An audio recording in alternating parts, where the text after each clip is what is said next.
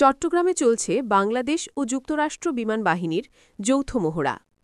বাংলাদেশ বিমান বাহিনী ও যুক্তরাষ্ট্রের প্যাসিফিক এয়ারফোর্সের অংশগ্রহণে ৭ দিনব্যাপী অপারেশন প্যাসিফিক এঞ্জেল ২৫-৩ মহড়া অনুষ্ঠিত হচ্ছে চট্টগ্রামে বাংলাদেশ বিমান বাহিনী ঘাঁটি জহুরুল হকে। আজ বুধবার মহড়ার অংশ হিসেবে আকাশ, স্থল ও যুদ্ধকালীন পরিস্থিতি মোকাবিলার বিভিন্ন অনুশীলন পরিচালনা করা হয়। গুরুতরভাবে আহত রোগী পরিবহন এবং এক বিমান থেকে অন্য বিমানের রোগী স্থানান্তরের অনুশীলনও অন্তর্ভুক্ত ছিল। আইএসপিআরের বিজ্ঞপ্তিতে জানানো হয়েছে, এসব অনুশীলনের মাধ্যমে জরুরি চিকিৎসা সহায়তা প্রদান, উড্ডয়নকালীন সমন্বয় রক্ষা এবং দ্রুত সিদ্ধান্ত গ্রহণের সক্ষমতা বাড়বে।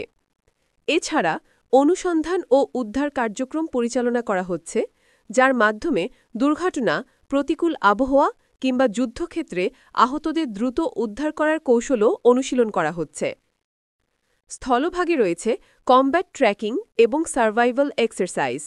এতে শত্রু গতিবিধি শনাক্তকরণ, কৌশলগত পরিকল্পনা প্রণয়ন এবং সীমিত সম্পদ ব্যবহার করে প্রতিকূল পরিবেশে টিকে থাকার বাস্তবভিত্তিক অভিজ্ঞতা অর্জন করা হচ্ছে।